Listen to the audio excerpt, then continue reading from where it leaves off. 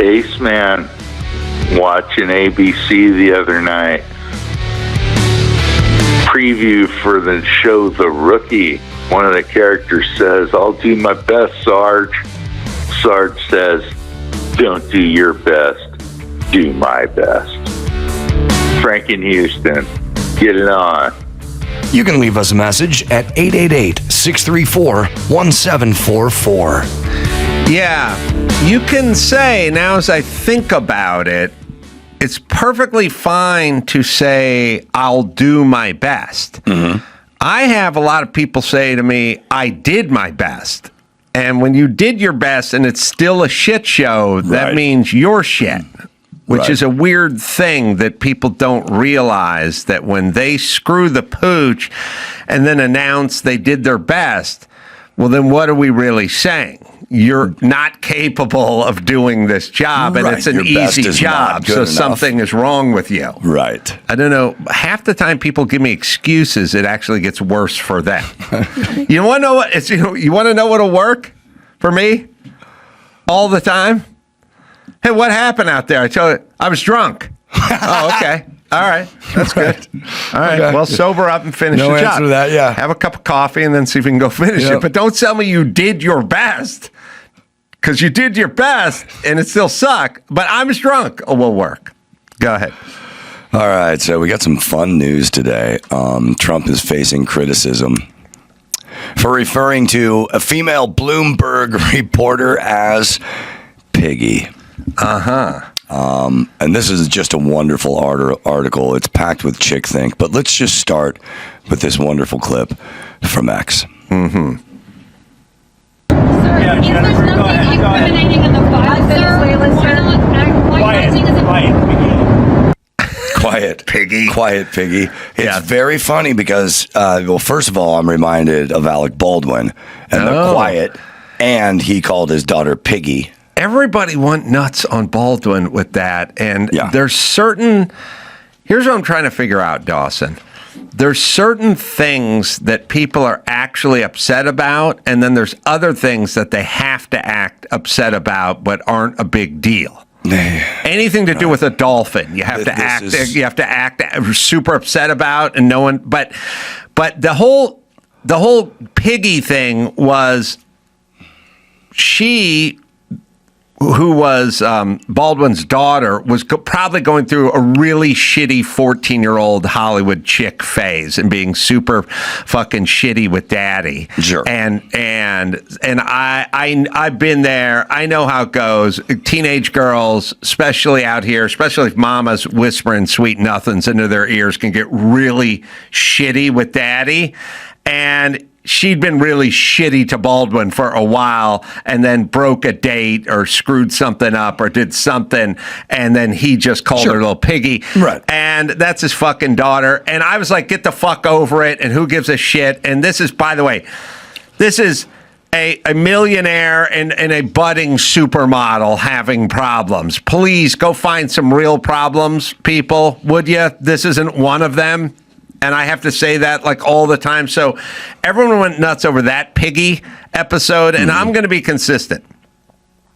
Baldwin is as far left as you can go, and Trump's as far right, and they hate each other with a white-hot passion, and I shall defend Trump just like I defended Baldwin back in the day. I don't care. And they have some commonality in this, which is nice to see. They like the word piggy, but you got to listen to some of the stuff in this article. Yes, this is not a problem. Well, also but the Guardian thinks it is. There is an old school dude thing where you say stuff that you said 50 years ago and you still say it today, and all the college folks have figured out to make the transition into Latinx and saying words like problematic and quoting all the shit that never existed before. But the old school guys still say darn tootin' and stuff like that. And even the occasional Negro or colored or stuff like, they just say shit they used to say. So you used to be able to call someone a little piggy. There's a Beatles song. There is. piggies, right? Yeah, I think it's called piggies. I but think anyway, Manson used it as part of his. Yes, they're talking to me and trying me to start the race. But anyway, war, the article. So anyway, the now article also says, is he talking to a fat chick? Is the question. A good question. Because his daughter. If he is, then it could possibly be implied. Yes, worse. his daughter. Okay, his daughter. She's not fat. Catherine Lucy. His daughter was probably 5'10" and 110 pounds at the time. So that's all right. But anyway. Just listen to the way this is written. In what publication, by the way? The Guardian. Oh, okay. Donald Trump, who has a history of making extremely personal attacks on female journalists, referred to a Bloomberg news correspondent as a piggy during a clash aboard Air Force One on Friday. Can I say this? Clash. Can I say this? When he talks about Biden, it's the most insulting thing that could ever be leveled toward another guy. Sure. He was bad. He was dumb. He didn't know what was going on. He was out of it. He was asleep all the time. Out of the wall, put a picture of a pen. Right. Why is that not a hate crime? Yeah. Do you know what I mean? Because it's a dude. I would much rather be called a piggy, especially if I'm slender, than what he calls half the dudes he's talking about. Mm-hmm. Especially the former president of the United States and Joe Biden. I mean, he does not miss an opportunity to work in an insult to Biden. And it's somewhere between asleep or asleep at the wheel or dumb or dangerous and cause more damage to this country than any other president. The worst president. No one ever says walk it back or you're being rude. All right, but go ahead. Well, you heard how the author described Trump at the beginning. Now we're on to the victim. Catherine Lucy, Bloomberg's White House correspondent, had taken advantage of a press opportunity with the president, known as a gaggle, to ask a question about the unfolding Jeffrey Epstein scandal and the possibility of the House voting to release all the files related to the case. Oh, wait a minute. Gaggle, that means she's a goose. Oh, careful. Maybe he was just on the farm in his brain. You know, hey, Gaggle and Piggy and Goose and Mr. Cow over there. And Mr. Giraffe says... sorry. So as Lucy started to ask Trump why he was behaving the way he was, if there's nothing incriminating in the files, he said, quiet, Piggy.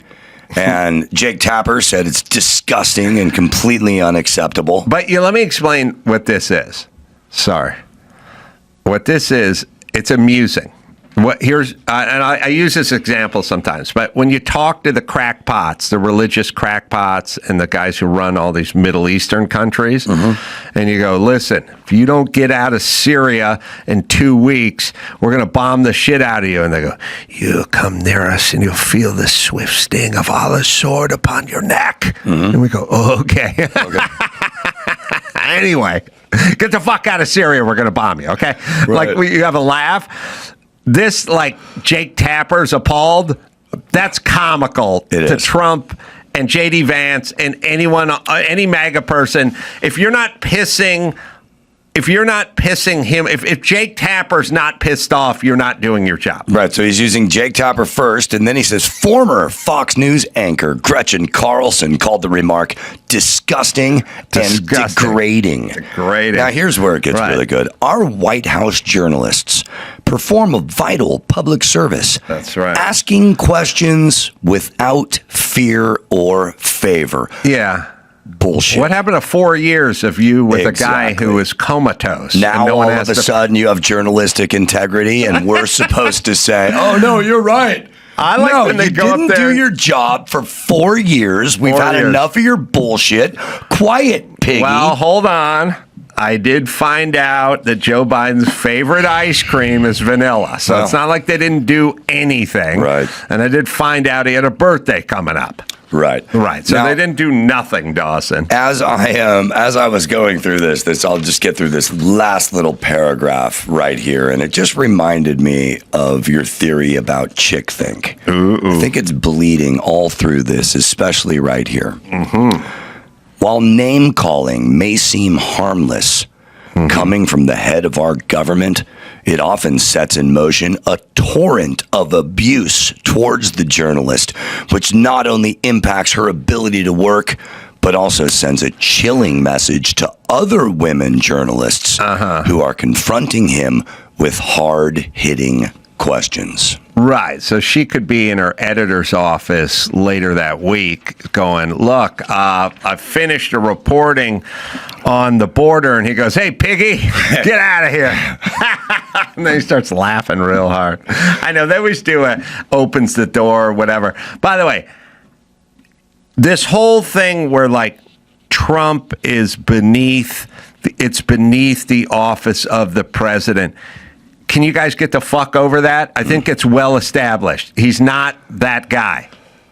Now, I know what you guys would like. You would like Obama, who acts dignified and then fucks the country up and hustles race the whole time and gives a bunch of money to rogue nations and fucks our country up with his hateful fucking wife. Okay, you would like dignity in a fucked up country. I would like a guy who calls people piggies and a stout border. Yeah. That's me. And the other funny thing is the Democrats have released that coordinated Instagram message yesterday where they were calling on military officials to disobey unlawful orders. Whatever. Anyway, do you imagine my disappointment when after reading this entire Chick Think article, it was written by a dude? Oh, man. Well, as I say every time, there's plenty of dudes who can think like chicks. Yep. So here's an interesting concept for you, Dawson. You know my chick dude leg cross signal theorem? Yeah. So, you know, Trudeau and Newsom and Obama and every gay guy, every left-leaning guy who's interviewing Obama. By the way, there's a solidarity leg cross, too. Sure. Everybody who interviews Obama has to do a deep leg cross, too, because he has to sort of go, I'm with you. Yeah. I agree with you. Yes. So they do the deep leg cross as well. The only guy who doesn't, the most progressive guy who's on the left, who does not do the deep leg cross, which is a feminine thing, which is a sort of gay signaling thing, is Pete Buttigieg. The gay guy doesn't do the deep leg cross. Yeah, he's a top. He's a power top. Yeah. This is why I needed your opinion on this, Dawson. Now, it's got to be. Well, let's a lot to carry down there. Let's break it down, right? Okay. Gavin Newsom and Justin Trudeau, they like plowing pussy. Mm-hmm. Katy Perry will tell you as much, and his campaign manager's ex-wife will tell you as well. Mm-hmm. So we don't have questions about them. The thing about what they need to do is they don't physically suck cock. They need to let you know they are down with the community. Mm-hmm. So it's essentially like, I'm going to go into a black church and talk black and pull out some hot sauce. I'm not black, but you'll know who I am when I explain they're going to put you all back in chains, or me ain't now scary no more, or whatever, I'm tired no more, whatever bullshit rich guy, whitey, lefty politician thing they have to do is go talk to the black church. But I'm not black, but I act black.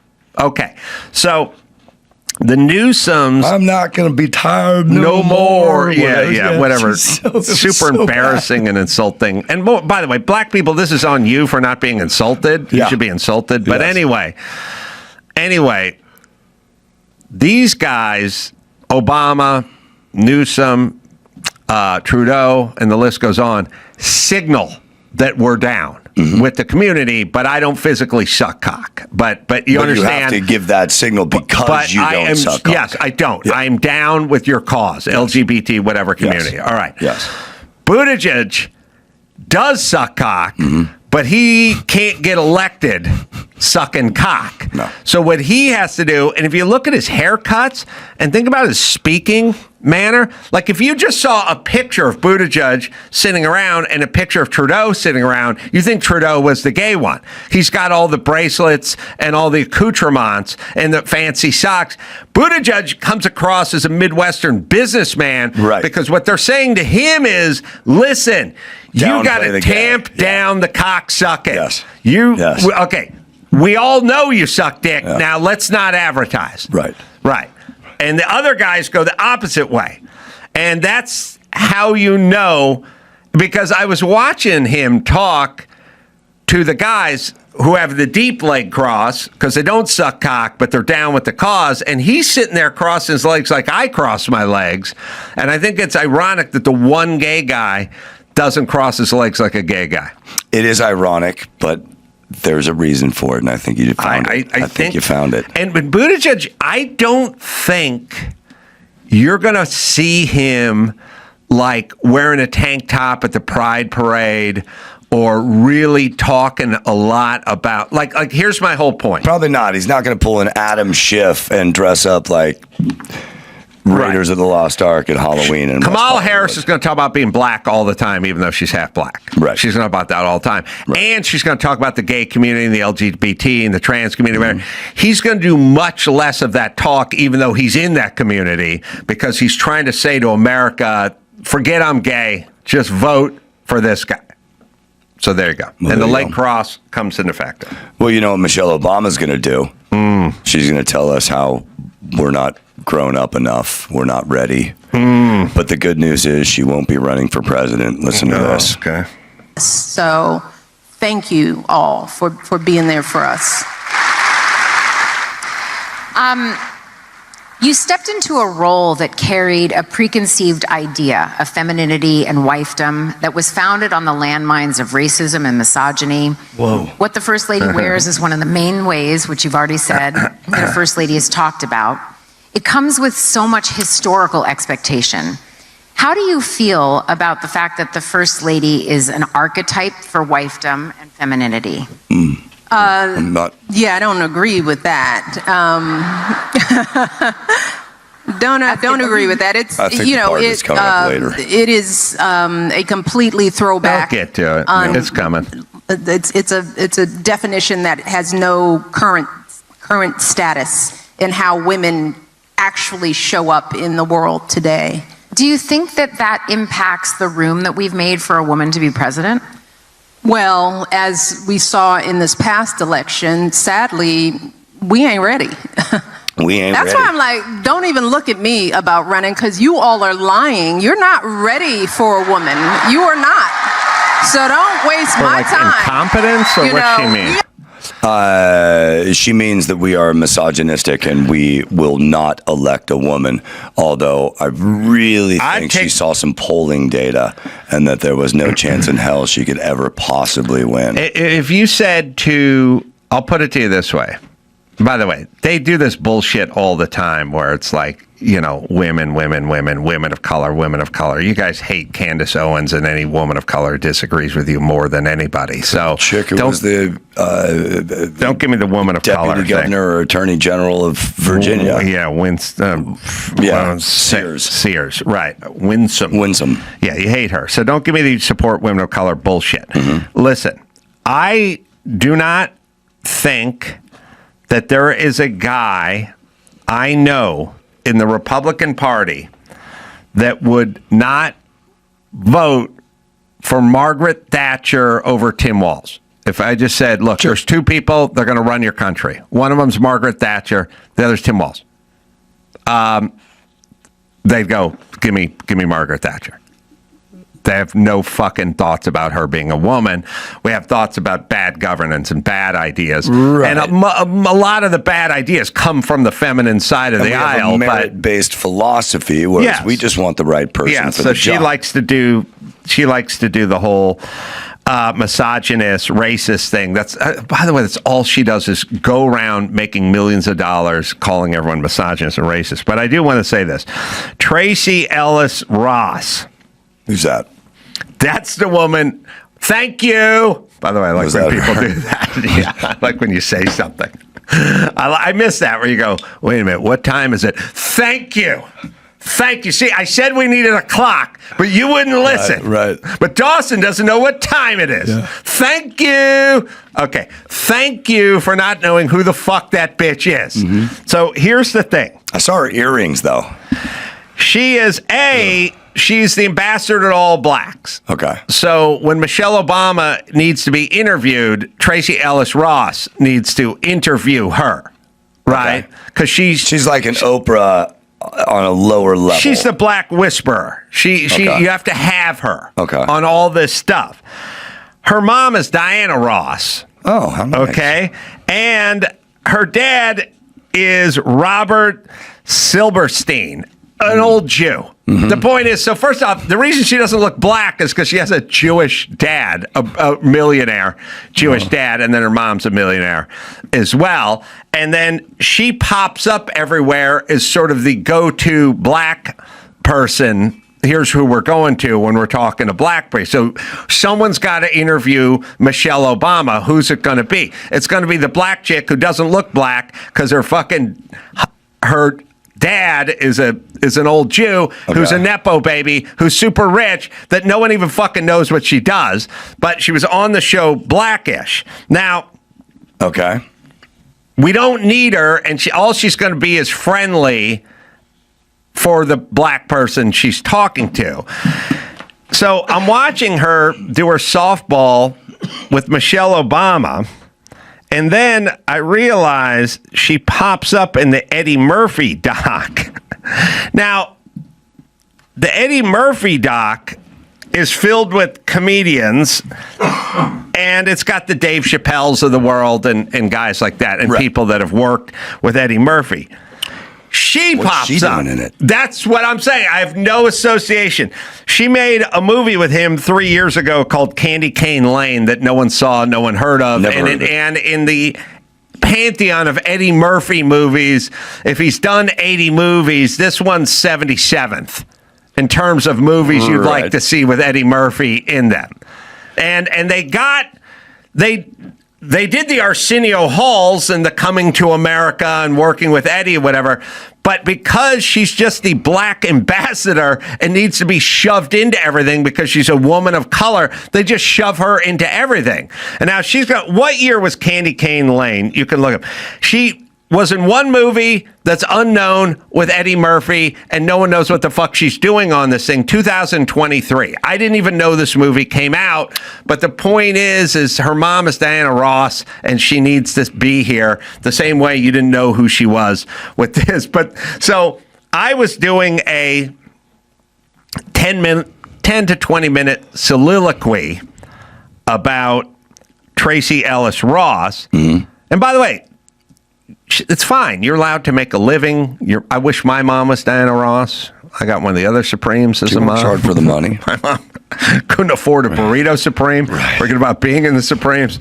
But fine, work and do all this stuff. It's just funny that you become this ambassador to this thing. And I don't know, but everyone loves her. No one else. By the way, it's a hate crime if you say anything bad about her. But she popped up in the Eddie Murphy thing, which, again, I would argue she doesn't need to be in a doc about Eddie Murphy since she's worked with him once a year and a half ago. And he was basically done with his career by then. But all right, fine. But as my buddy Kevin Hench brought up when I was going on my diatribe about why we don't need Tracy Ellis Ross in an Eddie Murphy doc, he mentioned something that I caught, but that I forgot, which is, and I'll just play it for you, because when you do a doc, I do docs, people sit down and they talk, and on occasion, when they're recounting things, there's a lot of like, well, let's see, I met Jimmy when I started at K-Rock in 95? Was it 90? 94. Oh, yeah, sorry. 94, I met Jimmy when I met, there's a lot of that. Mm-hmm. And then you clean it up in post, because otherwise you have a lot of people talking to people off camera. Bob, when did I start at K-Rock? What?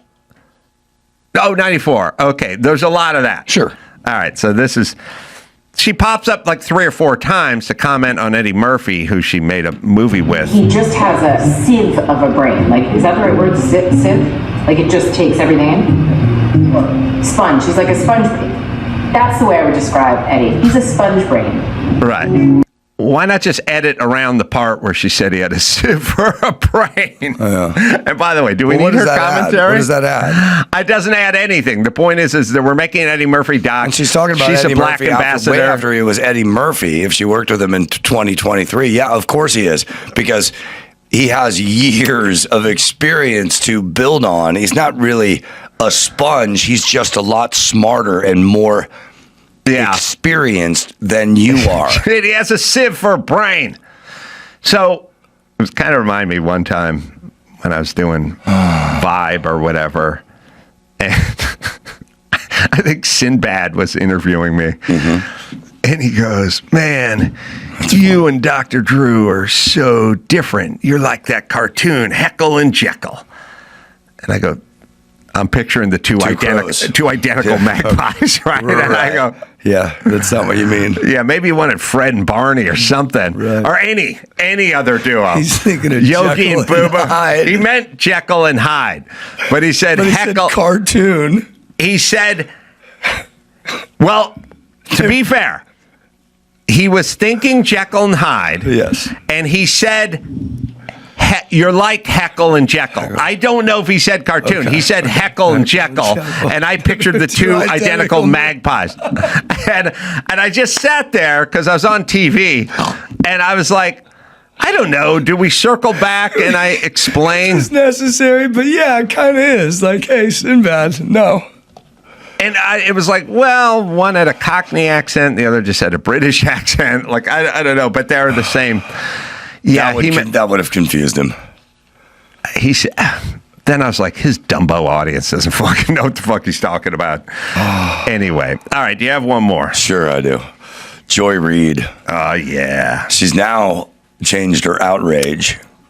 She's now joining the outrage at trans people in locker rooms. She said, if I saw a penis, I would freak out too. We might have some video here. Yeah, all right. Let's see. I would be disturbed. I'm telling you, I would be alarmed. I'm alarmed enough when I see a woman with her dangling boobies. Yeah. If I saw a penis in the ladies' locker room, I would freak out too. This is nothing against trans anybody. What it's saying is, if I turn around and I see a penis in front of me inside of the room, yeah. I would probably go to management and say, wait a minute, why is there a naked man in this room? That's because transphobia. Just the world we live in, just from a safety standpoint. Can I say this? With all the fucking women identifying as men, how come there's zero naked chicks walking around any locker room I've ever been in identifying as men? And there's zero chicks that are trying out for the men's basketball team. Because and none of volleyball this team. is real. I know. It would make sense that there'd be at least some incidents of me sitting in a Y walking around looking at a C cup or something. Right. I've never heard about that direction. I only hear about it the other direction, and I never hear about the woman or the biological woman trying to make the Pepperdine male volleyball team. Yeah. I don't hear about any of that. So why wouldn't it be a two-way street is what I'm saying. And I do like put on the man's track and field team. That's right. I do like Stephen A. and gay Pete Buttigieg and all that kind of stuff. I will say this about black people. They are black before they're Democrats. Like, black is the number one thing they are. And Joy, as crazy as she is and as left-wing as she is, she's still a black woman. And white women don't want to see a dingling either, but I don't want to see dangling breasts either. That's scary. Dangling boobies. I don't know why she would start with that statement, because if you're in a female locker room, she's trying to say it's equally offensive in each way. She's trying to show that this is not a transphobic station. Hey, dangling boobies do the same thing to me. I would say no, they don't. Not in a women's locker room. I would say we're going to have a very difficult time avoiding women's boobies in a ladies' locker room. I would assume. Right. But she, again, black folk, they're not down with nuttiness. White women don't want to see the dingling either, but they pretend they don't care or it's not an issue because they're aware of their party. The black folk will go, look, I'm not down with the LGBT and all the trans and all that shit. I may be left. I may love Obama. I love Michelle Obama. I love it all, but I'll draw the line at cock. And that's how they go. Well, I would accept this with more praise if not 4 years ago she wasn't saying that everything she just said was a Republican talking point. That's right. So they're also not smart and that they're wildly inconsistent. And then I found out the name of her podcast and lost all respect for her. It's called Read This, Read That. Oh, the name. Come on. Yeah. With a name like that, you lose points if you can't come up with something very, very clever. All right. Well, tonight, Fort Worth, Texas, Hyenas Comedy Club doing a couple of shows there. And then tomorrow, Woodlands, Texas. My brother will see you there. Woodlands? Yeah. Oh, tell him to come up and find me. Woodlands, Texas, Do-Si-Do, the Big Barn, a couple of shows there. And then Saturday, Walnut Springs, Texas, Rattlesnake Roadhouse. And then Corona, December 6th, me and Jay Moore at the Das Logos amphitheaters. Well, go to adamcarolla.com for all the live shows. Doss, you got anything coming up? December 4th through 7th, I'm doing some shows with Rudy Povich at Delirious in the Silver Seven Casino in Las Vegas. Oh, yeah. And until next time, it's Adam for Dawson and Scott Galloway saying mahalo. All right, Rudy. Hey, buddy. You got news over there? Yeah, let's do it, huh? I don't have your bio. No? That is interesting. It's all right. I'm not really a human, so that's okay. I don't really exist. This is plane of existence. Yeah, I know, but I like to give you plugs and all that kind of stuff. But all right, we'll get your bio. Yeah. News-wise. News-wise. All right. So Snoop Dogg said he was caught off guard after grandson asked him how two women could possibly have a baby in the animated film Lightyear. He said, quote, "I'm scared to go to the movies, like y'all throwing me in the middle of this shit that I don't have an answer for. It threw me for a loop. I'm like, what part of the movie was this? These are kids. They're going to ask. I don't have answers. And I was just there to go to sleep and watch the movie. That shit woke me up." He was there to sleep and watch. The movie, which is, I don't know how you watch a movie while simultaneously sleeping, but he is Snoop Dogg, so.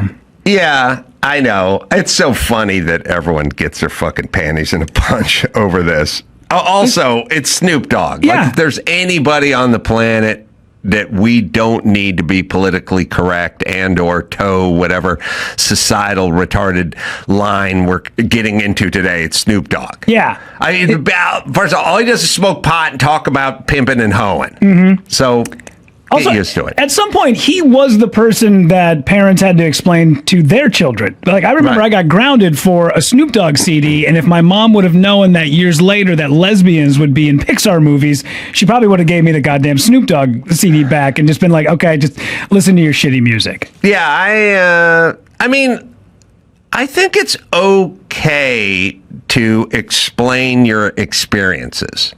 Like, I think you can go, I was at a movie. I was with my granddaughter.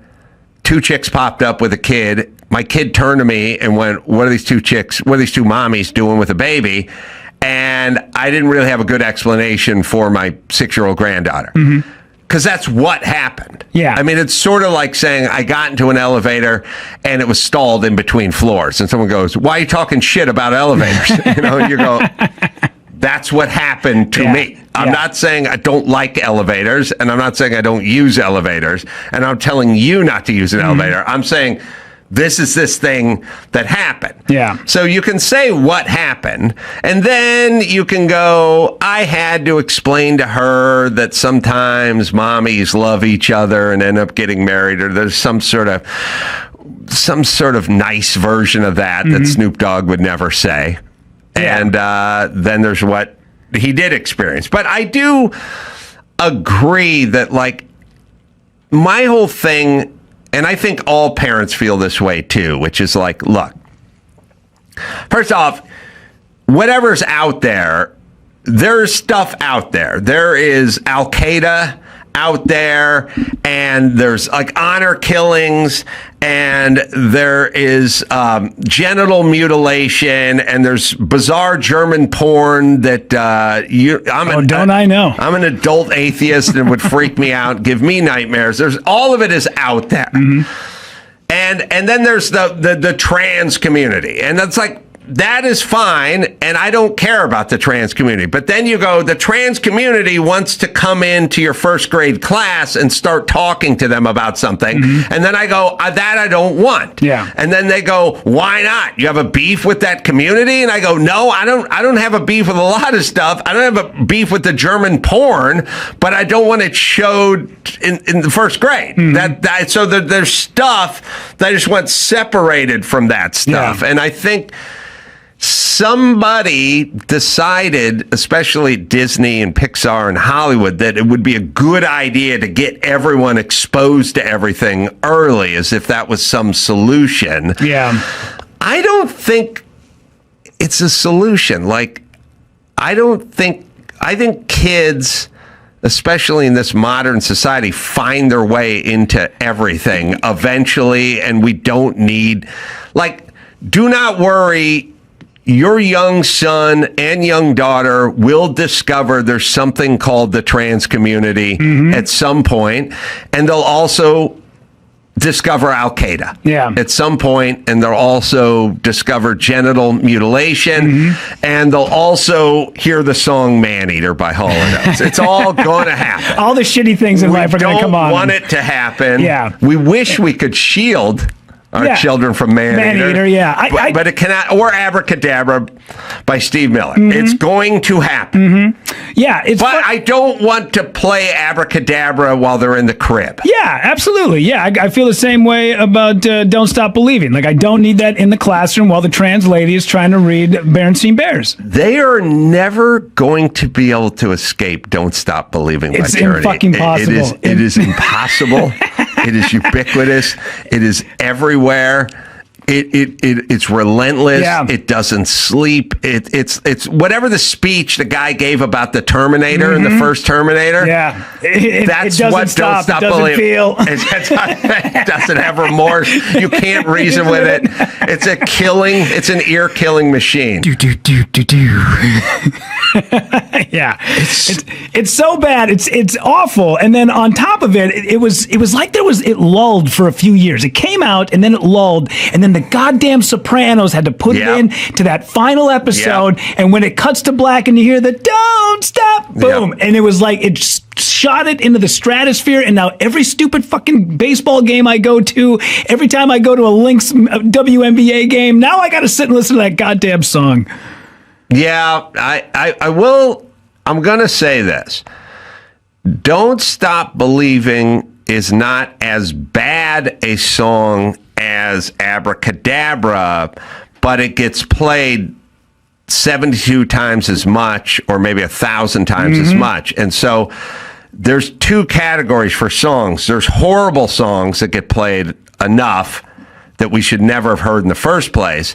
And then there's songs that I was fine with until I was beaten over the head with them. Yeah. And that's where I have Don't Stop Believing. Well, it's weird that there's stuff that's so middle of the road and bad, and yet it gets so many spins. Like, if you just happen to turn on TNT and they're playing The Son of Mask, I don't need that movie. I like Jamie Kennedy. He's a fun guy, but that movie's a piece of shit, and I don't need it to be on network television when I'm in my hotel room on a Saturday afternoon. I tend to think those... And I agree with you on that. Like, I don't know why we need to see Son of Mask ever again. No. But I think there's a financial explanation, which is those movies cost less to clear or whatever it is. Oh, sure. And if you want a Tarantino film, that might come with a different price tag. Yeah. So I think there's some economic part of that.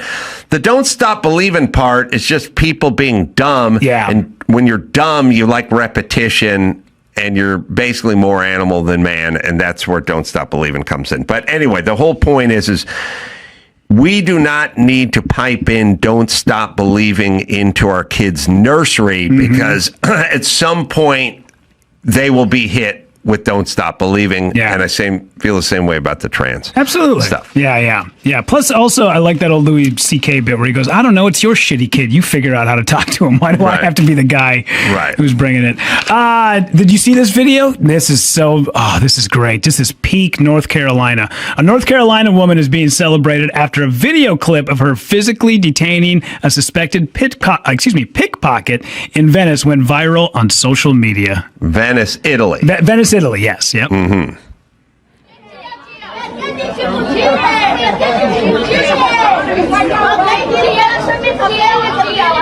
She's holding on to her hair? Holding her right by the ponytail. Held her for an hour. You stole my purse with my passport in it.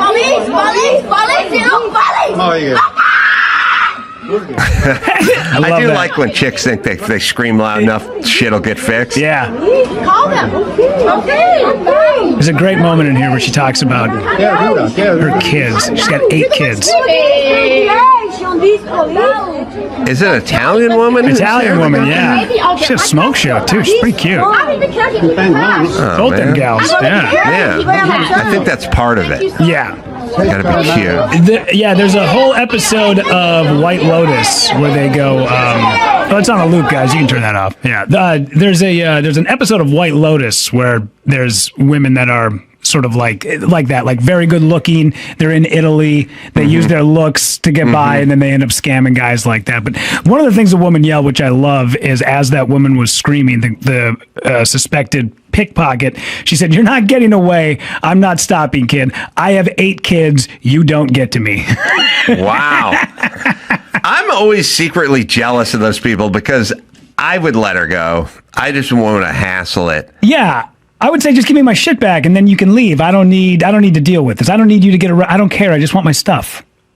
You know, the one time I thwarted a pickpocket purse snatcher in Santa Monica as I was chasing the guy down the sidewalk on some woman's behalf. She just screamed help in the middle of the street. I don't know. It's like 9 at night. I just ran down. So the guy stole me and I just went chasing after him. The whole time I was chasing after him, I was thinking about the part where I was going to like have to hold him in a headlock or something. Yeah. And he was going to be screaming, come on, man, you know, or whatever. And I kept going over it in my head. Like I was like, from the time I get my hands on this guy to the time the cops show up, it's going to be like at least 10 minutes. And for that 10 minutes, I'm going to be hanging on to this guy. And he's going to be screaming about like having kids and just trying to get enough money to get some food together, man. And, you know, this is my 3rd strike and I'll be locked up. And I'll just be hanging on to him going, this is so uncomfortable. Sure. Emotionally, yeah. You know, it was weird. I didn't even think about the physical part of it. Yeah, he's going to be like, I don't even like Don't Stop Believing. Fucking A. I felt so bad. And I was like, but I was starting to catch up to him, you know? And I was like, it's going to be so uncomfortable. Pretend to trip. Oh, no. No, I was really like, this is going to be so uncomfortable. I wasn't thinking about the physical part. I was just thinking about the emotional part of it. Yeah. And also, I was just bad. Like, I couldn't write people tickets and stuff like that. I couldn't be a cop because I couldn't pull over poor people. Like, I just feel horrible. But anyway, thankfully, right when I got up to him, he just jettisoned this woman's purse and briefcase. He just, like, chucked it. Sure. And as soon as he chucked it, I was like, all right, see ya. Yeah. I'm not going to hang on to your ponytail. Yeah. And that was that. And I'm glad I avoided that. But as soon as that bitch started screaming, I would have just, I would have let her. I would have got my purse back and let her go. And just let her go, yeah. See, that's the thing about big cities, where like I grew up small town, northern Minnesota, a little place called Hibbing, and we were kind of up on a rooftop having a party, and kids below us took a brick and threw it through the back windshield of a vehicle that was outside of a bar. And we're like, let's get them. So we take off running. We go down the street. Now we're chasing after these kids. And then we caught up to them. We're like, oh, shit, we know you guys. Never mind. You're good. Right. Yeah, that's fine. What do you guys get? They're like, yeah, we got a purse. Like $30. We're like, good for you. Anyways, we're having a party if you guys want to come back and hang. Yeah. I'm I'm sort of jealous of the women or the men or the whoever who can get.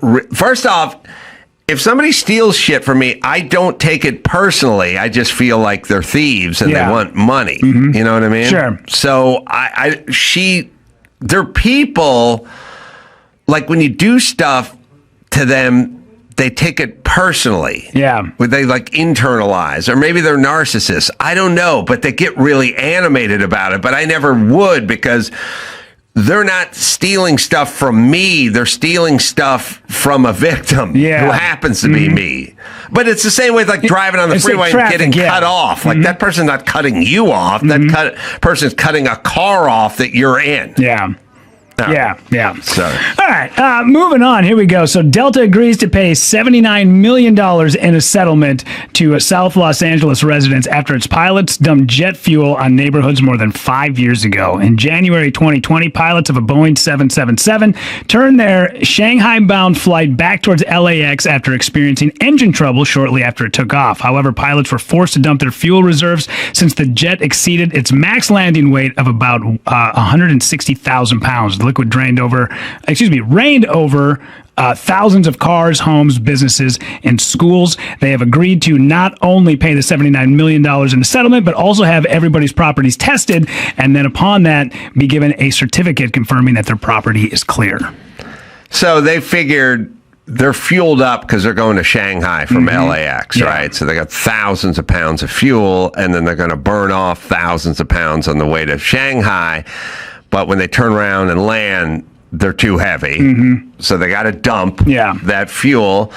Now, I don't know where they were, but LAX just takes off right over the ocean. Yeah. Like, it seems like you would think, let's just dump it over the ocean versus over people's homes. Yeah. On the other hand, if it's an emergency and you got to turn and you just don't have time to go out over the ocean, then you got to dump where you got to dump.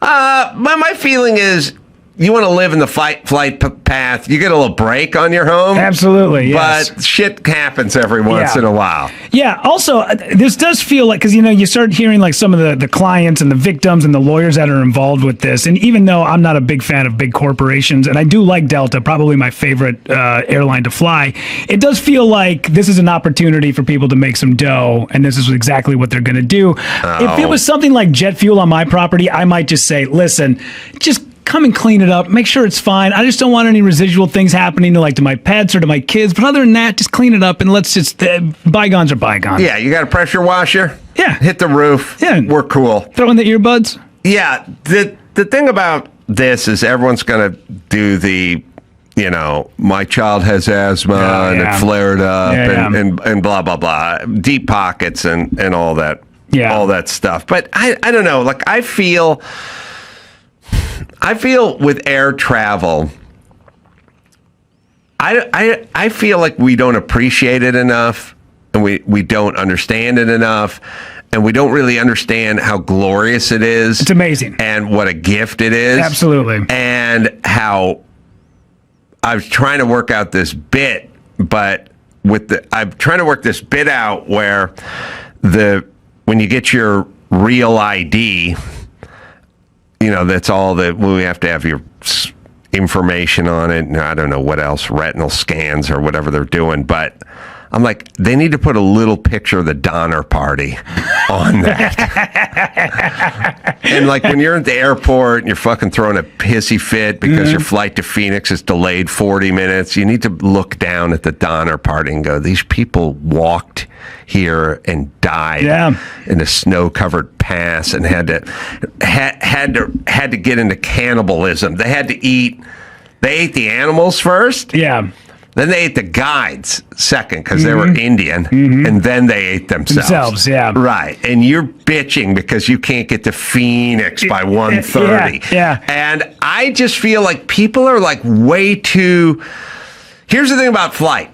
Here's what I'm going to say about flight. You do not have a God-given right to fly. Nobody deserves to fly. This is a privilege, people. You don't need, nobody in human history was able to get from LA to New York in 5.5 hours. Nobody until the last 10 minutes of our society.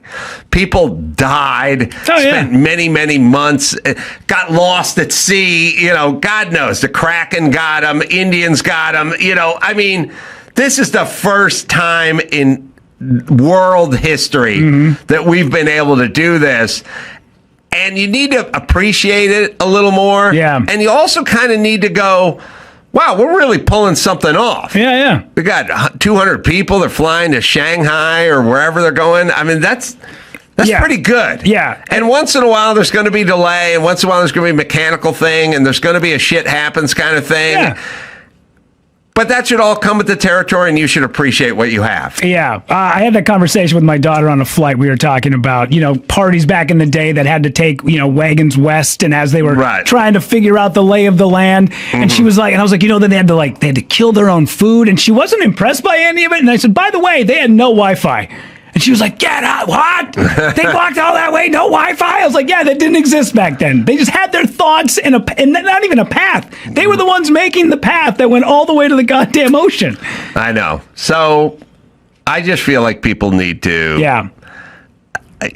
Again, they feel like they're like they deserve flight. Like you see the films of the chicks at the airport, and it's like, sorry, we closed the door a half hour before, and they're like, "Fuck, bitch!" and they pick up the computer and throw it at them and stuff. It's like, you don't. This isn't some sort of birthright. This is a privilege. And you need to show up on time. And if you live in the path, once in a while, you get some Jet A dumped on you. All right, let's do one more. All right. So, oh, man, everybody's favorite quarterback, Jay Cutler, will have to spend time behind bars as part of a plea deal with prosecutors over his 2024 arrest. The ex-NFL star pleaded guilty to 1-count misdemeanor DUI. Per the deal, prosecutors agreed to drop 3 other charges filed against Cutler. Back in 2024, Cutler was arrested in Franklin, Tennessee on charges of driving while intoxicated and gun possession while under the influence. The other charges included violation of implied consent law and failure to exercise due care, which was reported as a charge brought over refusal to submit a blood or alcohol test. Now, this is the part that always confuses me, because every time I see like a TikTok or a reel and somebody goes, you don't have to give a breathalyzer. When they ask, you don't have to give one. And then you hear about guys get charged for not giving one, or they get taken in and then they do the blood, or they end up giving it anyways. And then I'm like, okay, so which is it? Which am I allowed to tell the cop you don't have the right to come into my vehicle? Or I don't know. It feels like there's so much contradicting information. These guys are the same guys that are like, you know, you don't have to pay federal income tax. These assholes. Constitutionally, there's nothing in there. Yeah. Wesley Snipes saw your infomercial and did 7 years in federal prison because he didn't think he had to pay. Like, there is nothing in the Constitution that says, which is sort of like those Disney movies when Gus, the mule, would kick field goals. Oh, sure. And then the opposing coach would run out and start yelling, and then the ref would go, there's nothing in the rule book that says a donkey can't.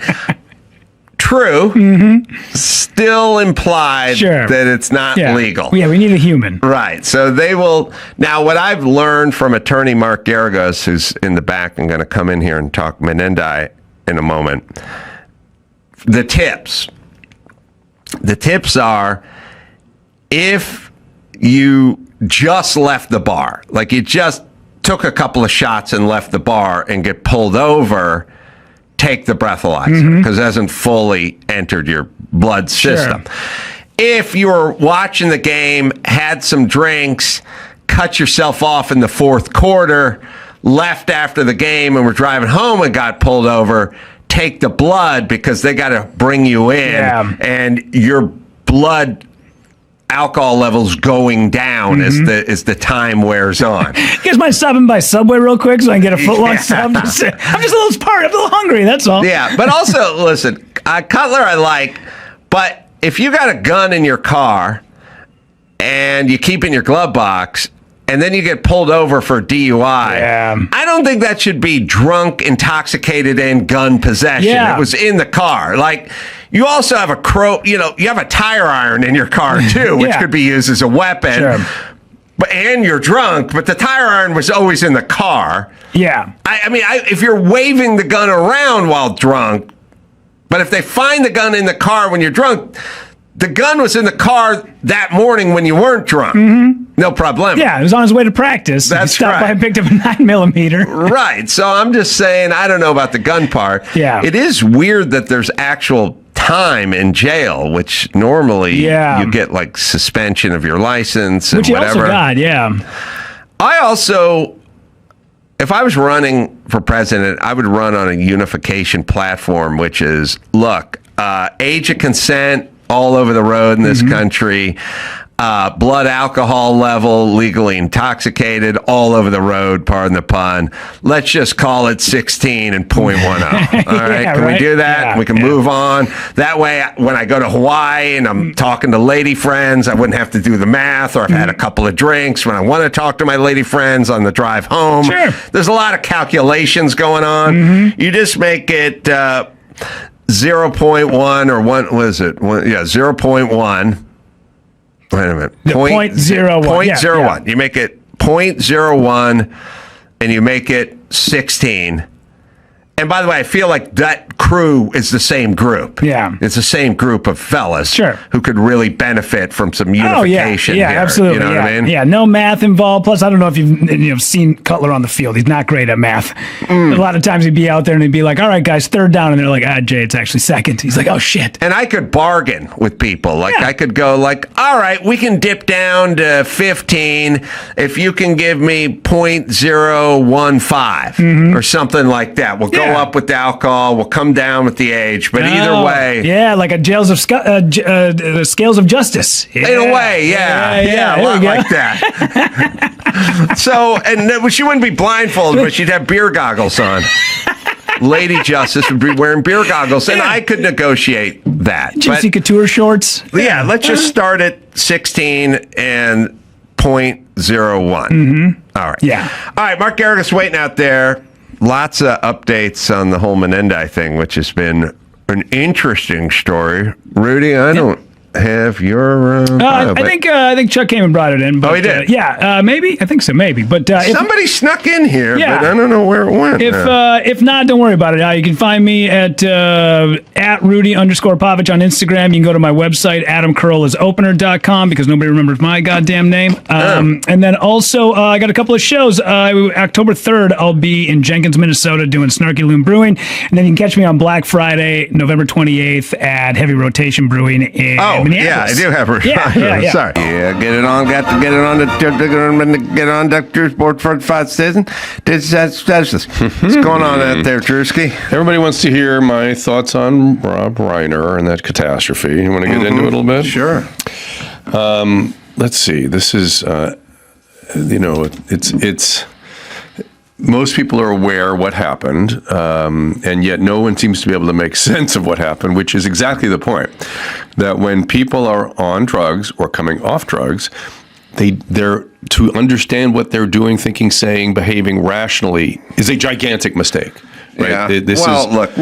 Look, as humans, we do that with dogs. You know, we go, listen, I'm your friend. I'm not trying to hurt you. What is he thinking? He bit me. I'm trying to help you. Yeah. Like they don't. We do that with everything. Yeah. We don't really get we do that with terrorists, and we do it with dogs, and we do it with drug addicts. Like if they just understood we're here to help, then they wouldn't blow us up. Right. You know what I mean? Like we get into big trouble with that. Yeah, and it literally gets people killed. Well, one of the first, yes.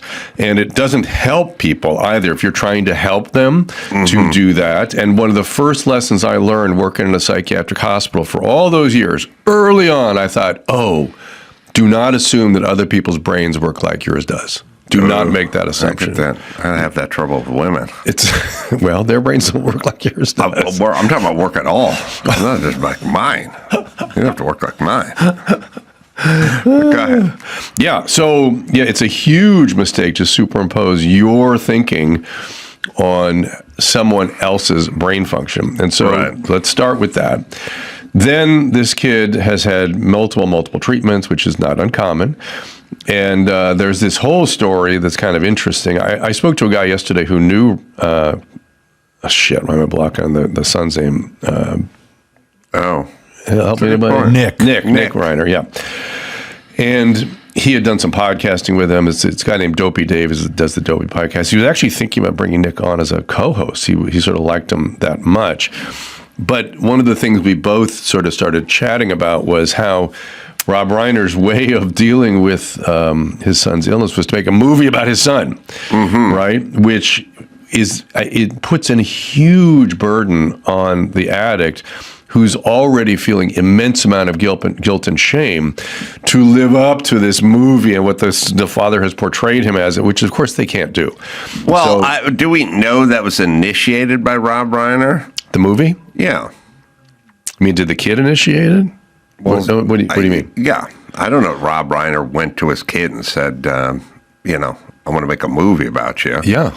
I saw them in interviews. Maybe I'm getting this wrong, but well, no. I mean, who wrote the script? Like, I asked. I don't know that it's Rob Reiner's idea to make the movie about the kid. The kid could have wanted to make a movie. It's possible. Nick, it's possible. And then recruited his.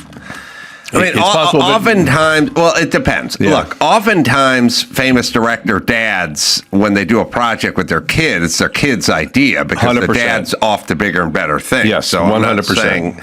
I don't know that he initiated it. Yes, that could be. Can you guys help us with that? I don't know if that information is out there. From what I can tell, Rob Reiner did initiate it because Nick did not write it by himself. He had a co-writer on it with him. Rob directed the film and produced it. So Nick wrote it. Nick co-wrote it. Co-wrote it. So who knows? But that doesn't mean Rob Reiner started it. But anyway. So who knows? So he made a film with his son. Yeah, I just saw the discomfort in the kid later in the interviews. I think he was already using it, already relapsed, and that's what we're seeing there. And may the kid set himself up for it. That's certainly possible. But there's another piece in here, too, where there's, during the promotion for that film, you see Rob, and this, by the way, Rob Reiner, let's all agree, good guy, great guy. And he may not have agreed with you, Adam, he may not agree with things he said, does not deserve at all what happened here. All right, you don't have to give the precursor all the time. Well, look, there are guys you disagree with and they're douchey, and then there are guys you disagree with and they're nice people. Yeah. He was a nice person. Yeah. And a super talented person and stuff. And Yeah. so, in any event, I saw him in an interview saying, I should never have listened to professionals. My parenting, I know my son better than anybody. My instincts, I should have followed my instincts. And I thought, that's how you get yourself into trouble, because people don't get that because it's such a profound motivational disturbance that the child or any individual that you are involved with will pull you into the condition. Even me as a doctor, when they come to me for help, I get spun into their disease, which is why I always kept a nurse in the room with me, not because I was worried about getting accused of something, but because she would kick me in the chair if she heard me sort of going into their bullshit, like believing stuff, co-signing stuff. And that's why you have to have a sponsor in codependency treatment who you check in with every time you deal with your kid. I know it's all horrible and cumbersome, but you got to check in with somebody who knows this condition and go, hey, did I say this right? Was I wrong here? What did I get wrong? How do I correct that? Because on your own, you won't see it and you'll get sucked in. And that's that. And that, I think... Well, I mean, he went to rehab 17 times. Bob Forrest went to rehab 22 times. Really? Yeah. It's not uncommon at all for people to need multiple treatments. I think in Rob's, in terms of his statement about the experts, when you do 17 times with the experts, then at a certain point you get the idea that maybe the experts aren't as adept at this, or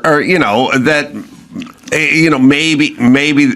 Well, first off, it's hard to fail more than 17 times. I know you can, but what I'm saying is if I took my car and have the transmission fixed 17 times to the dealer, at some point I'd go, well, maybe I should fix it myself, or I'll try. I don't think that'd be an an unwarranted conclusion. I will tell you what happens, though, every time continuing the transmission metaphor, every time you bring it in, you go, no, let's deal with those belts later. No, don't worry about the exhaust. And the guy's like, it's gonna blow. You gotta, no. There's always these. Well, I don't know how to fix a transmission. And that's probably your biggest argument for me.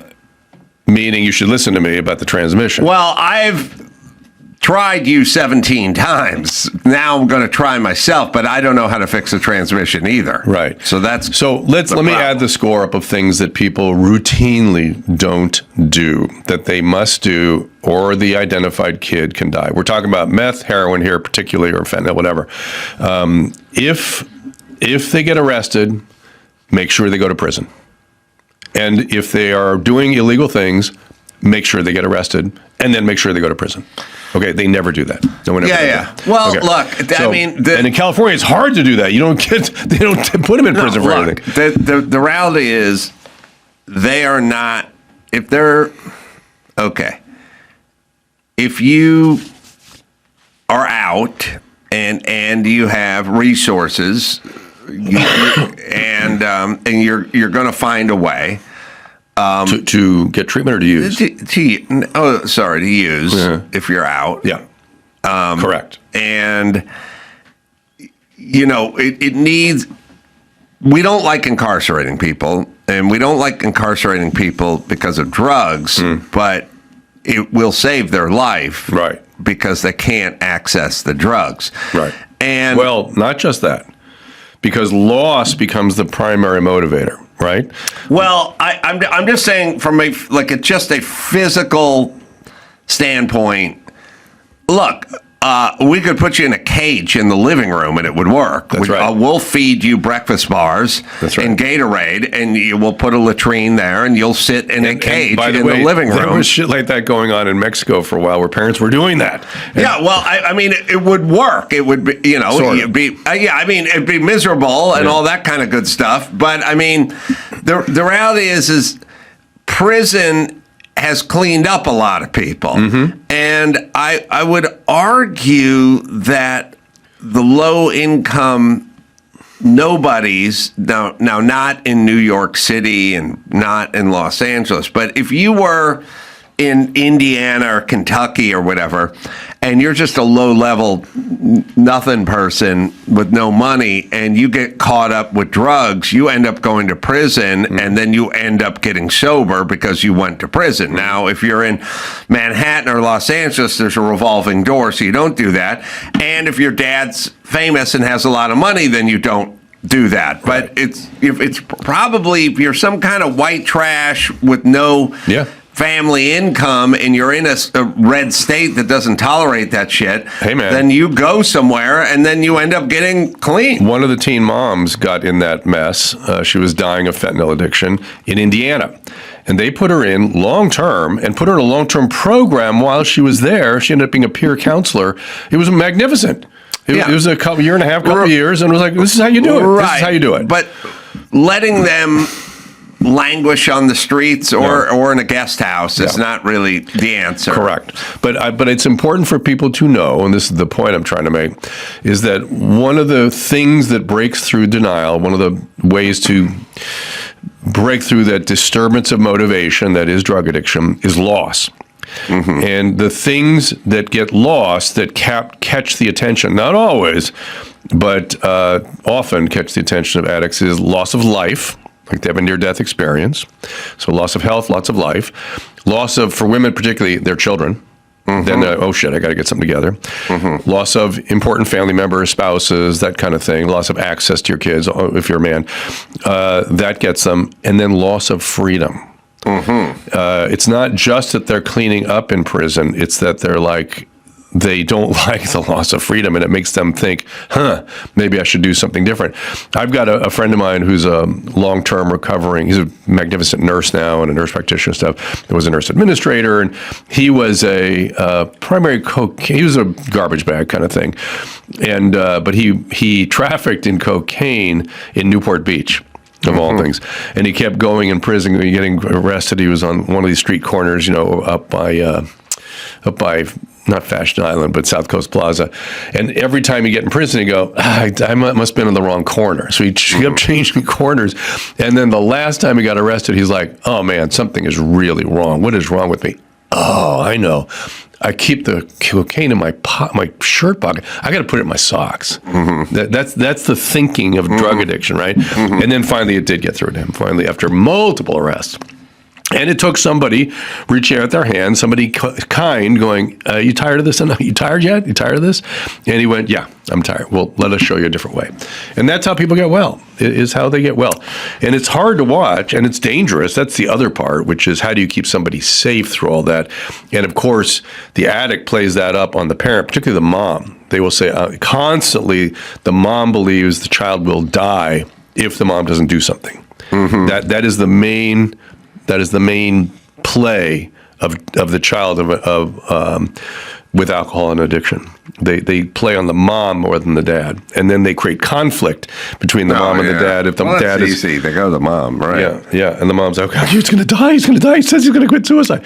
So there we go. But suicide, if what though? They'll use death all over the place. But what's the mom going to do for him in this scenario? We got to bring him home. We got to bring him put in his room. We got to. Oh yeah. He's out on the streets. What are we going to do? Nick was out on the street for long periods of time. I know. So somehow they did get the message, or Nick just blew out. So I don't know. I don't know what was happening there. All right, we'll take a quick break. Be right back with more after this. Mint Mobile. Well, nothing can ruin the season of giving spirit like checking your phone bill and going, why is this thing so high? Luckily, right now, all of Mint Mobile's unlimited plans are 50% off.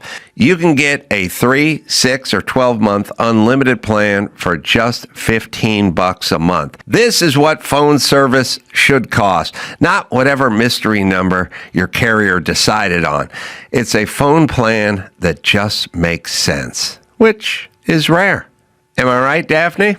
Turn your expensive wireless present into a huge wireless savings future by switching to Mint. Shop Mint Unlimited plans at mintmobile.com/ADS. That's mintmobile.com/ADS. Limited time offer. Upfront payment of $45 for 3 months, $90 for 6 months, or $180 for 12-month plan required. $15 a month equivalent. Taxes and fees extra. Initial plan term only. 35 gigabytes may slow down when network is busy. Capable device required. Availability, speed, and coverage varies. See mintmobile.com. So it's a complicated matter, and do not blame two things I hate: blaming the parents. Do not blame the parents. We're not blaming the parents. We're just sort of using this case as something to learn from. And I hate it when people blame the patients too for everything. That drives me crazy. When people have mental health problems, they go, "Well, he wasn't motivated. He didn't want to get well." It's like, that's part of the problem. That's part of the disease. Well, drug. What is his drug? We know that opiates, mostly long term, this is the story of opiates. But I'm going to posit that I smell meth in the play here because of the violence. The violence and the knives. All the machetes you see out on the street of Los Angeles, people carrying machetes and going after people. That's meth. Always. So the violence and the picking up an object, particularly sharp objects, that seems to be meth most of the time. And meth, I'm going to say he won't remember this. He doesn't even know he did it, I bet you. And that's not him lying. They get in these fugue states on meth where they don't know what the hell's going on. Yeah, they just get disorganized and black out or red out or just don't even know. It's awful. It's awful. And the daughter went and discovered it. 28-year-old daughter. Oh, was she the one that discovered it? Yeah. And she was very close to Rob, too, it looked like to me. Well, she went in, according to latest reports, she went in to do like a wellness check. And by the way, they must have been close, because if my sister stabbed my mom and my dad, I might not know for months. It's not like I call them every morning. You know what I mean? Like, she... They're not checking in with the grandkids. My dad said he was buying me a dirt bike. Where is it? No, I mean, your adult relationship with your kids, and it's got some range, but she was checking in, like, pretty much seemed like on a daily basis, right? And So she must have been very close to go over there. I mean, if I called my parents on a Sunday morning, they didn't pick up the phone, I'd think they were walking or something. Yeah. I wouldn't head over. I saw also her. Yeah. knew... She also knew that Nick was dangerous because she... I don't say she knew this was coming, but she suspected... Well, she immediately called him out. So when they found out, when the cops showed up, she was like, go find my brother. So she must have had some inkling that he was capable of something or that they were in... I don't think she felt comfortable with him living in the house because she felt like he posed a danger. She must have known something. She must have heard something, seen something. You know, she's her sister. So she went over there. She lived across the street from her parents. And the thing that was weird is I heard that she discovered Rob and then just ran out of the house. Well, sure. But no, the only reason I'm saying that is... Where was the mom? Presumably, if they got stabbed in the middle of the night, they would presumably be in the same bed. And you would walk in and you would see two people, and then you would run out. So, or you wonder if Rob, muscled through, went after him or something. Yeah, something staggered to his feet and crawled down the hallway or something. Exactly. Horrible. Beyond, Drew. Beyond, yeah. So, I know they had a big argument at Conan O'Brien's house before then. Bill Hader was involved with that or something, right? Was that it was? Yeah, I ran into him at the Lakers game a few weeks ago. He was a very delightful guy, so I'm not going to put this on Bill. No. There's no fault, I don't think, here anywhere. I mean... Well, there's no fault for anybody who... was at a party and told someone to be quiet, let me finish my story or something like that. Obviously, that's not a thing. So weird a little bit that he came to the party. Well, because I have friends that, aren't good at parties, and I figured that out. And I've avoided them showing up to parties, yes. Especially if the person's notable and the group is notable. That's going to be an environment where that person is not going to do well. Yeah. Well, the report is that Rob brought him, quote, keep an eye on him. Unquote. Oh. And keeping an eye on someone with addiction is never a good thing, whether it's a sober partner or a parent or whatever. It just suggests things are not going well at all. Yeah, well, so evidently things weren't going well, and evidently leaving him alone in the house was probably not something that Rob and his wife wanted to do. And then there's one last sort of wrinkle in this whole story, which is that you keep hearing there's mental health problems. Well, sure, anybody that does, he did about a bunch of hallucinogens early, apparently, and that causes mental health problems of all varieties. And he was doing meth, which also causes manias and psychoses and actually destroys parts of the brain, mood disturbances of all types. So yeah, I'm sure he had mental health problems, but the primary thing was the addiction, and the mental health problems probably all stem from that. However, the kinds of mental health problems that people can get into with drugs can be associated with severe delusions where you believe your parents are trying to kill you, or you have to kill your parents so the devil doesn't get them, or who knows what. So that happens also. Yeah, so what do you think? They're going for the death penalty. I think that's an overreach. I think it's a mistake. I don't think they're going to get that. Yeah. Because there's so many confounding things here. Just come on. I mean, unless he has said repeatedly while sober, I need to kill my parents, which I don't know anybody said that or heard that. Yeah, so he's just going to end up with the Menendai. And here's the other thing I want people to take home. If they had allowed him to get arrested and spend a couple years in prison, he would not be spending the rest of his life in prison. He would have spent a couple years there, and that would be that. The other thing, and this is the last thing, is that the way situations like this need to be treated is they have to go inpatient, get stabilized, They have to go to residential for a couple months and make sure they're doing okay. And then they need to go to a long-term structured environment. This is how RFK Jr. got sober. He was in a work farm for, I think he said 2 years. And those are like $500 a month. So a work farm. Yeah. And you work there and you have meetings, you have sober peers and stuff. And you get vocational rehab, hopefully, so you can start to make a productive life again afterwards. But you need to be there for a long time. It takes a long time for the brain mechanisms to settle down and for sobriety to kick in. It's not a 30-day thing. You won't even remember the first 3 months 9 times out of 10. So to put a bunch of money and effort into the early parts of treatment is anathema. It makes no sense. And so just a general principle, if you're spending a lot of money, don't go there. It shouldn't cost a lot of money. You should go somewhere that's bare bones, that's willing to take the patient for a long period of time, that doesn't put up with any bullshit, that has a lot of experience with this particular drug of abuse, and there you go. You just go in there and you find ways to leverage it and keep them there.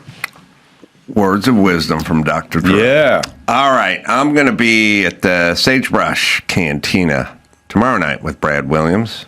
It's bring your ugly sweater, by the way. We'll have a competition. And then over the weekend, I'll be at Kimmel's Club in Las Vegas. 4 shows. Go to adamcarolla.com for all the live shows. What do you got, Drew?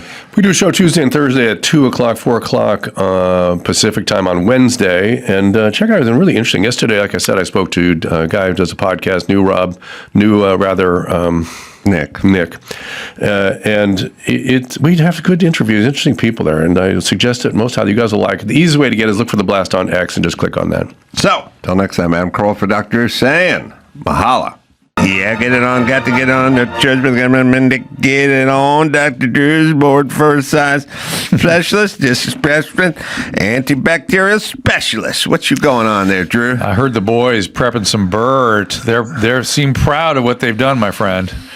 Well, I went in and I said, listen, I've been on this Burt Reynolds thing for a while. Oh, shit. I just realized we forgot to say Happy Thanksgiving. Happy Thanksgiving. All right. Happy Thanksgiving, everybody. We're too into our own shit here. Okay, yes. And it's basically replacing Gavin Newsom's voice with Burt Reynolds' voice, but it could be replacing any dumb shit's voice with Burt Reynolds' voice as I opened it up. It doesn't need to be Gavin Newsom. Yes, that might be another interesting experiment. But then I was in there. There's kind of a, I've noticed that the New World Order is you just tell people the same thing over and over and over again, and it's a little pushing a rock up a hill. But I then at some point I said, you know what 26-year-old Jimmy Kimmel would have done if this Burt Reynolds thing came up? He'd come back Monday morning and he'd have 10 of them because that's what he would do. And I was around during that stuff, and yes. And that's when he was sort of a, what would you call that job he had at the morning shows? He was the sports guy. But he kind of turned it into something more. He turned it. That's the point. He was by grunt work. Yes. That's why he's where he is, and everyone else is where they are, and not in a good way for everyone else. But I was sort of explaining that's what young dudes did back in the day, and that's why Jimmy hosted Oscars for 4 times. So young Joey took that to heed and showed up. Nice. And put together a bunch of them. Did you tell him you liked the cut of his jib? Yeah, he said he did Jimmy's best. I said, okay, good. Now, the thing is as per usual, everyone misses the point just a little bit. In terms of which no one really ever really gets the joke, I've found. It's always like, I've found that in my joke adult life. Like I remember. Well, let's drill a little bit. I remember because I'm no good. You're the worst. But I could remember trying to do like rich man, poor man once, right? And I was saying to a young, not an intern, but an AP or something, a production assistant or something. I said, so we're going to do rich man, poor man, right? And so what we're going to do is I say, cars on the lawn. That's a rich man, poor man thing, right? So I go, find me some rich guy with this big estate, and he's got all his Duesenbergs and everything, parked, multiple cars, parked out front on the lawn with the driveway with the 10-car garage and stuff, and then find me like an old hillbilly with dirt and, junkers all kind of stacked up, parked up on the front lawn of the junker house, right? Yeah, average Valley home, circa 1980, 75. Is that fuck it up? Am I doing it? No. Well, no, I wouldn't tell her average Valley house from 1980, Drew. So let's drill on that. But so me trying to add to this story by... Well, you never help because you always say something that's nonsensical. I lived in the Valley my whole life. There wasn't 8 cars parked on the... Nobody had a car parked on the dirt. Oh, I visit a friend of mine in medical school. Family had that house in fucking Reseda. Okay. It's not the average Valley house. The average Valley house has no... It didn't feel abnormal. It didn't feel... How many houses would you have to pass by in the 80s before you found multiple junker cars on the front lawn? Okay. Go ahead. 50. Okay, 50. Okay, so that would not be an average Valley house. It's not there. Fair enough. Okay, but don't. So that's what you do. No, but there's you screw the story up. But listen, I'm trying to get wisdom out of this. No, you're not. You just jump in with something inane. So the what I fucked up more than anything was the specificity by saying average. It didn't. And it didn't. No. And it didn't. What you do is the same thing you always do, which is you add on to it, but you make it more confusing and less specific. It's simple. Just sort of hillbilly, dirt lawn, bunch of cars parked in front. Right. Not the average house in Sherman Oaks in 1986, Drew. Right. That there's no cars. You're not painting a picture. Yeah. There's nobody going, oh yeah, man. I had a friend who lived in Encino, and another friend who lived in Chatsworth. There was cars piled everywhere. Because it doesn't exist. Yeah. No, it can exist. Not as an average. But it was in my head. That's the problem. Right. Yes. Right. Yeah. But if I said like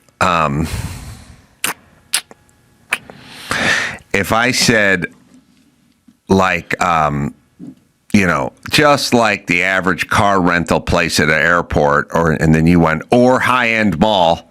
Yeah. People'd stop and go, I don't. Yeah. And then you could go, I was at a high-end mall once and did see an Avis. Well, but you're not helping me. You're not helping with the story at all. You were talking about expectations and going into business class this is the last show we did, where you think you were going coach, you found out you're going business. And, yes. And what I said was, and even if you just turned left on the way of the plane, that in itself would give you a sense of heightened gratification. And you attacked me for that one. I did attack you. Yeah. Yeah, because going left is usually first class, but sometimes it's first and business. Yes. Right. But the whole point is either, okay, here's the number one position you can be in. Don't interrupt. But if you are going to interrupt, help it. Then you stop and confuse it, and then we got to stop and undo what you just said. Yeah, there's a lot of people do that. You have a black belt. I have no idea why, but a lot of people have this. It's interesting. One day we'll explore it. But anyway, it needed no help. It was a bunch of cars in front of a stately manor, rolling hills and multiple drives, and then a dirt lawn with a bunch of cars piled up. Rich man, poor man. The average house in the valley in the 1980s, all that does is stop. Anyone who's listening has to now be confused because they think, wait a minute, is that what the average house looked like in the 80s? Yes. We could have said, no, you're right. Kentucky, mining country or and you could have said left out average Bakersfield or something. You could have picked that. Yeah. White trash, anything. Yeah. All right. Anyway, you just did what this person did. So I told the person, go find images of the estate with the cars in front, and then go find images of the house with the cars, the junkers. You know where you saw it? I was in Wisconsin. A lot of these guys, they all have these projects like rusting out, like, parked in front. Anyway, she brought back like the estate, and then she was bringing back, one of the pictures she brought back was just burnt up cars on a road in like Mogadishu that had clearly been strafed by an A-10 Warthog and blown up in like a war-torn area. And I was like, that's not what I'm talking about. And she kept bringing back pictures of just a junked car just sitting somewhere. And I'd go, no, the house with the junked cars, the projects in the front yard. She never understood it, never got it. How about the rich man side of it? Did she kind of get that one, or? Yeah, I mean you have to find a picture of a big estate with a Rolls Royce and a Ferrari and a Bentley and everything parked in front. I mean, she kind of found that. The other one she could never. I've spent my entire adult career trying to explain jokes to people, and they don't get it. But they never say they don't get it. And I don't know they don't get it, and I just assume they do because it's, for me, in my mind, it's pretty easy. It's this and that, Yeah. So Joey did a pretty good job. It didn't really... First one we got is Burt Reynolds complaining why he can't get on Rogan. But the problem is with this Newsom clip is... Newsom doesn't sound nonsensical and insane. He just grabbed Newsom talking. Oh. You know what I mean? But I was sort of, it's still funny, but it's not funny. It's not making the point. Not making the point. Yeah. That's what I'm saying. But it's still actually funny. So we'll listen to that. And then there's a few coming up there a little more to the point. So we'll do that. For years and years, he'd been attacking me. And it's one way, and he won't have me on. He's consistently not having me on. By the way, I'm moving on. I have no interest. That's kind of funny. You're done with him? Yes. Joe Rogan's the Facebook of podcasting. He was sitting across one of the brightest minds in podcasting right now. The guy was in the mic, and there are a lot of people at the mic doing extraordinary things in podcasting. Joe Rogan's got a pretty big audience. You know what? But with all due respect, if he has a big audience, but he doesn't have big enough confidence, I didn't go there to have me on. Well, you've called him a chicken. But he's been attacking. Here's the thing, these guys, they all have something in common. It's one way they attack, they belittle, they demean, they take things out of context. But this is a serious thing. And so often we just sit back and go, oh God, I really would love to go on. Oh, if Kamala Harris just went on Joe Rogan, she would have won. It's so much deeper than that. And the unwillingness for a guy like that to even have the common courtesy to attack someone and not have the decency to say, you know what? Why don't you have a chance to come on? Let's have a civil dialogue. I've watched you on podcasts with, like, Sean Ryan, who's a close buddy of his. He had the courage to have me on for 4 hours, Sean Hannity, folks like that. And so if I go on Sean Ryan and Sean Hannity, what are you worried about? What are you, Joe, you're going to cook me? Or I'm going to cook myself. Well, to be fair to Joe, that was pretty nonsensical. Yeah. There's some funny moments in there. What's funny is in fact the Burt part. I agree, and I always like when they pull in tight when he raises his voice. But but you do. Gavin Newsom, you know what's weird?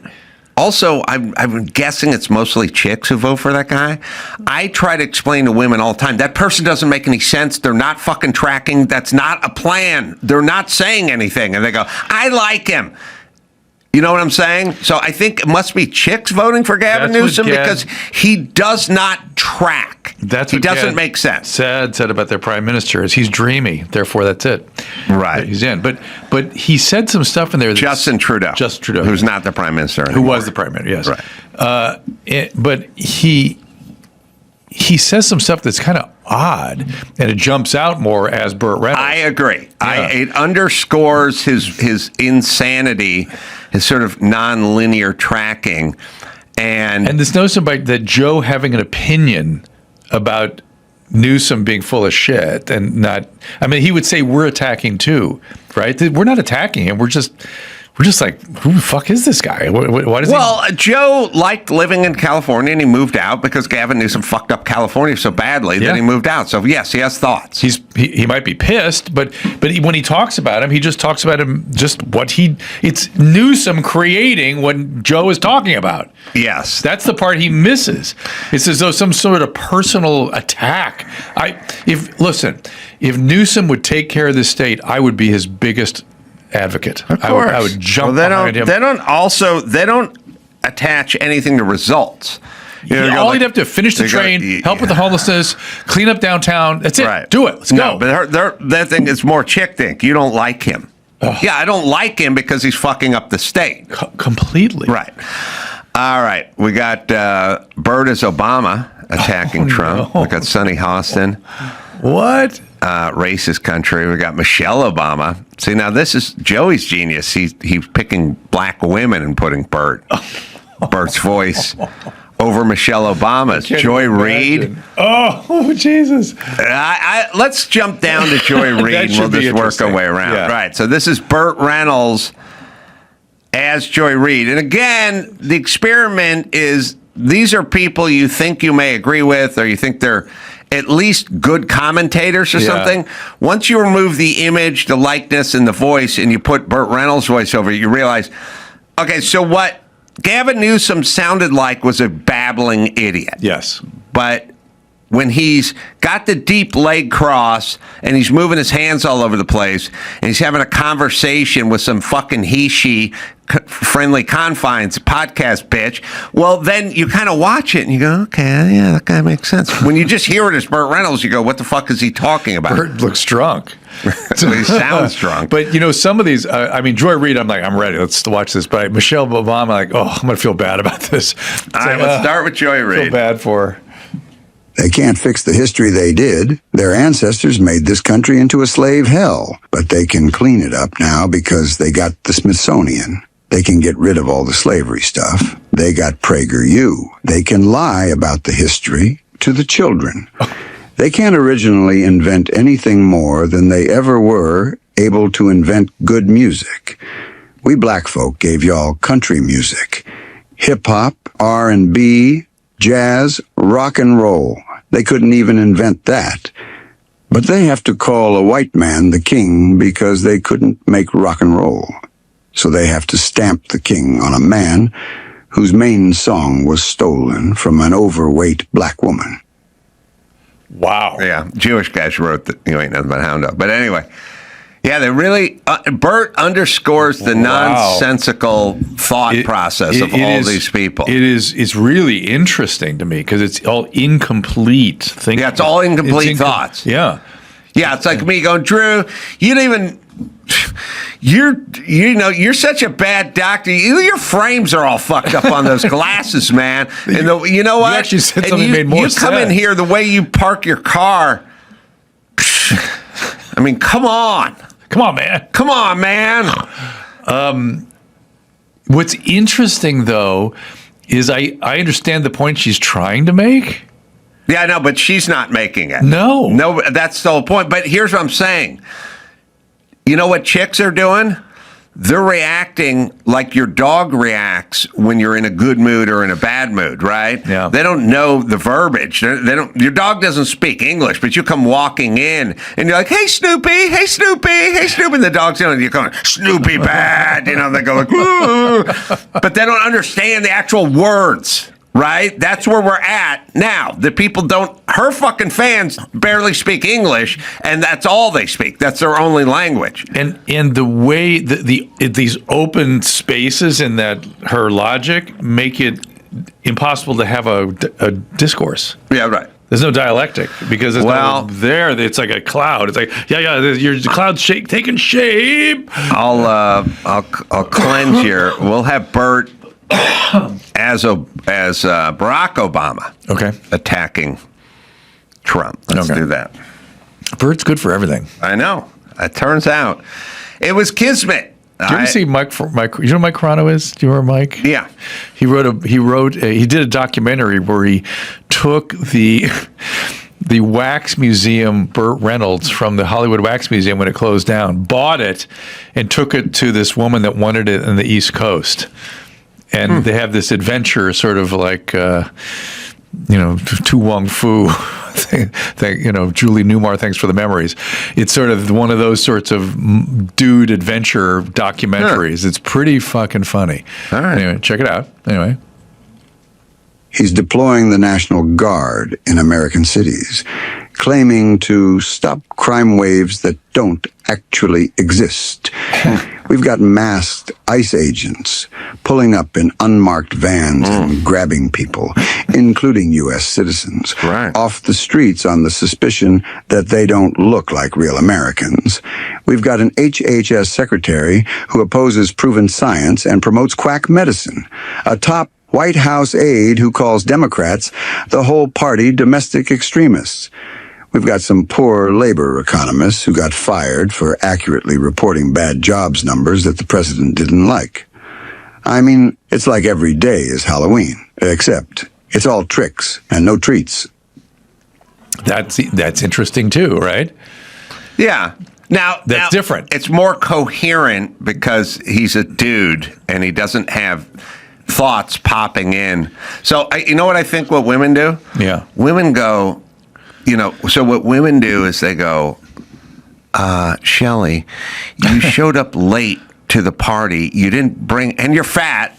Yeah. It's like something pops in the middle of the critique. Yeah. You know what I mean? Like can't stay on the critique. It started off, you showed up late and you didn't bring the potato salad, but halfway into the critique, my feelings are creeping. Your husband cheated on you, like jumps in, and then you're fat and they cannot contain it. The other thing that's... But by the way, you want to hear... Go get Nithya Raman talking about fucking... that'd be good, Bert. Good, Bert. Oh. Joey, you got 9 minutes. You get Nithya Raman talking about catalytic converters. That's just her, like these things that are made so easy to take, and about the cost of a laptop, and then they and they're just made so easy on the car. That's what really makes me angry. Yeah, yeah. They're having trouble putting thoughts together. But this one is a little different though, because he puts over the top opinions in every one of these. Like then they're snatching up people that look like something. HHS secretary who doesn't believe in proven science. Right. Well, first of all, there's no such thing as proven science. There's things that people think are approximately associated with the truth in science, and he is specifically looking at the areas where there is not consensus or people have never looked. Right. And it's like you put so much opinion into the statements that it sort of moves away from reality. Yeah. Which is kind of interesting, which is more Bert stuff. That's Bert. All right, we'll have to wait for Nithya for next week. Of course. But we got to take a break. We don't have a time up here, so that's why There was. We need a break. No, I know there was a time, but I'm saying we don't have a time up here, right? Yeah. Okay, so you don't have to say anything. There was. We need to take a break. Okay. All right. Turn left. Take a quick break. Be right back with more Bert after this. Well, people are becoming increasingly aware that the gut microbiome is something very important. You could have bloating, feel uncomfortable. Well, you may have heard about seed DS-01 from friends and family, and you might give it a shot. I've used seed 2 capsules a day with 24 clinically and scientifically studied strains. DS-01 supports gut health, skin, heart, even helps with the gut barrier. People understand that can become leaky. After a few weeks, you might notice less bloating, more regularity. You might be more comfortable every day. It's easy to add to your routine. Take it every morning, right with your coffee, or right when you get up. No hassle. 92% of Seed members recommend DS-01 to friends, and it has been shown to increase good bacteria by over 400%. So if you want to feel great and keep that gut happy, DS-01 is legit. Get ahead of the new year with a routine that helps you now by going to seed.com/ADS. Seed is a great product. It's been around for a minute and I've used it for a while. I'd say Seed is my favorite probiotic I have used, and I've used a few. So you can get yours at seed.com/ADS. Use code ADS to get 20% off your first month. That is 20% off your first month of Seed's DS-01 Daily Synbiotic at seed.com/ADS for Adam and Drew Show, ADS, and then use that code ADS at checkout. All right. Stop defending everyone, Drew. Well, I didn't understand what you mean by there's not time up there. I thought you meant I couldn't see a time, and I'd seen a time. I don't see a time, but it's gone. Okay. So, but I think we need to take a break. But I don't see a time. What do you think I'm saying? My clock came down like 10 seconds before you said that. Oh, really? So I saw a time. Oh, I didn't see it on mine. Okay. Well, then I apologize. Before I said it. Okay. Yeah. All right. Now we got Bert. We got Sonny Hostin. Let's see. This is a racist country. But we also have, why'd you get rid of the Michelle Obama one? Didn't we have a Michelle Obama one? Because I said I'd feel bad about that one. Oh, well, who cares? Didn't we have on my menu was a Michelle Obama one. But anyway. So who's talking here? Yeah, we have Michelle Obama. Okay. Are we doing Michelle Obama here? No. Okay. I don't know why take it off. I have a lot of discussions about why take it off the screen, but why take it off the screen? All right. So let's do. We don't know which one this is. No, Sonny Hostin. Sonny is Sonny Bert? I want to clarify who's who. This is Sonny Hostin. Bert as Sonny Hostin. And is she interviewing bit by side? It's just all Sonny. It's a diatribe. Got it. Sonny diatribe. Got it. I just heard the last three ones, Drew. Got it.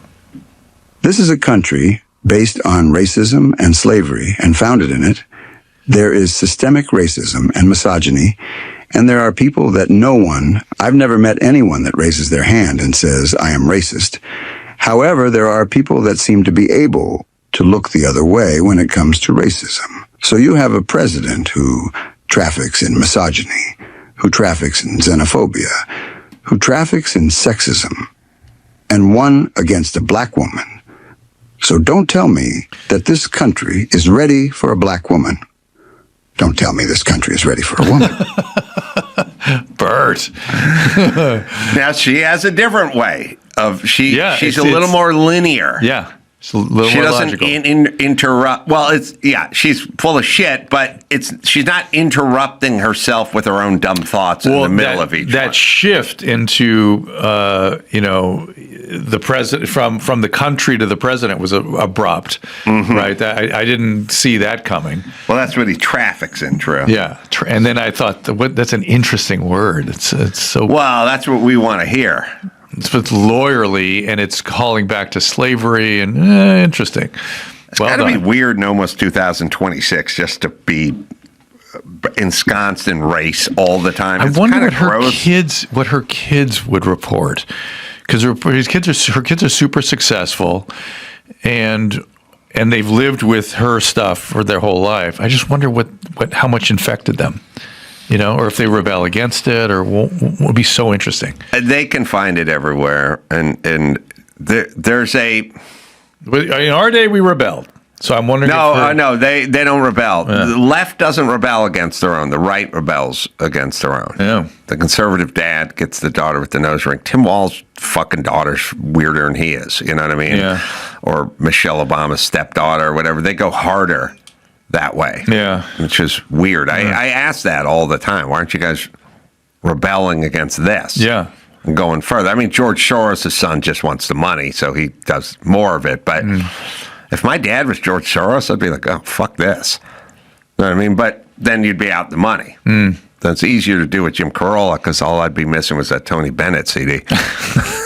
But that was mine in the first place. I probably could have reclaimed that, right? Yeah. Imagine me looking at that CD going, why was it autographed to me? And then I had to picture my dad sending it to Tony Bennett and with a letter saying, could you sign? And then I was like, that never happened. Then I had to picture my dad going to a Tony Bennett concert with like a meet and greet or something afterward. And I was like, that never happened. So where did this come from? Loveline. He was on Loveline. Yeah. And I gave it to him. So anyway. Yeah. All right. Last but not least, Michelle Obama. Any confusion here, Drew? No. Burt Reynolds is Michelle Obama. Let me explain something to white people. Our hair comes out of our head naturally in a curly pattern. So when we're straightening it to follow your beauty standards, we are trapped by the straightness. That's why so many of us can't swim. And we run away from the water. People won't go to the gym because we're trying to keep our hair straight for y'all. It is exhausting and it's so expensive and it takes up so much time. Braids are for y'all so we can work harder and focus on the work. So why do we need an act of law to tell white folks to get out of our hair? Don't tell me how to wear my hair. Don't wonder about it. Don't touch it. Just don't. So it's a weird. Here's the thing. A lot of disconnected thoughts from that one. She is an exquisite, explosive narcissist, and people don't really brand. Don't wonder about my hair. Don't touch my hair. Don't ask about. It's like, shut the fuck up, middle-aged woman. What are you talking about? Who's wondering? By the way, I can wonder about anything. You know what I mean? You mean in a free country, or that's just the way we I just wonder. Yeah, that's fine. Yeah. Okay, I wonder about things. Yeah. That's fine. Number one. But you got to listen to the last 30 seconds where she's kind of chiding all the white people to not wonder about her. Don't come up to me and ask to touch my hair. Who the fuck comes up to you? Secret Service would tackle anyone that got within 9 feet of your hair. Yeah. She is a supreme narcissist that women, it's a weird thing. They don't see it in Oprah. They don't see it in these women that they don't really understand who they are and what they sound like. All right, one more. This the end. Sorry. We're trying to keep our hair straight for y'all. It is exhausting and it's so expensive and it takes up so much time. Braids are for y'all so we can work harder and focus on the work. So why do we need an act of law to tell white folks to get out of our hair? Law? Don't tell me how to wear my hair. Don't wonder about it. Don't touch it. Just don't. She's a weird narcissist who's angry and fucking hates this country. You know, when I hear Bert saying it, I don't feel bad for her like I thought I would. I thought I'd feel embarrassed or bad or sad that we have to, think of her this way. But it's like, ugh. She's a weird, bad, shitty person. Well, what she says about her husband chewing, I thought, oh, that is a bad sign. When you can't stand to see somebody across from you eating, ooh, that's aggression. Well, she's angry. Yeah. And I don't know. By the way, the whole angry part, people go, what do you got to be angry about? I don't know. What's a honey badger have to be angry about? They're fucking angry. Right. You know what I mean? It's not like, well, you stole his honey. No, he's just fucking a honey badger. That's who he is. That's what a honey badger does. He's fucking angry. Yeah. I mean, she's angry. Well, what was your point, though? That some people are just angry, or that... Like, she's first off, she's a malcontent. Like, 100%. Does not think about... All she does is... I never heard her talk about gratitude. No, that's what I'm saying. Yeah. No gratitude at all. Speaking of Thanksgiving. Yeah, I don't have gratitude either, per se. But I don't go around blaming black people for my curly hair. No, you blame whoever's in your field of vision. Yeah. I mean, everything is like white people. Like, why even saying that? Yeah. You know what I mean? You sound foolish. It's just always a thing with, look, I'll tell you what she does. She goes, like, as a black person, I'm invisible, and she said that she'd go to the ice cream place and, people walk in front of her in line, like. Michelle Obama. First off, everyone has been cut in front of in line. Oh, for sure. She thinks it's because she's black, and then she's stupid enough to say it. And by the way, nobody hip checks her. Like, no one goes, why don't you fucking do something and not talk about race for a change? You know what I mean? Like, you're super rich. Let's start talking about being old white men. Yeah. How shitty that is. Nonstop. All right, Drew. Friday, December 5th, Santa Barbara Comedy Club. Then off to Corona with Jay Moore, Dos Lagos Amphitheater. Ooh. And you can go to adamcarolla.com because then I'm going to be hitting Fort Lauderdale, Miami, and Fort Lauderdale again. And that'll be coming up December 11th, 12th, 14th. What do you got, Drew? DrDrew.com, DrDrew.tv. Please sign up there. Get the YouTube. It's Ask Dr. Drew. So, till next time, Adam Carolla for Dr. Drew saying, Mahala.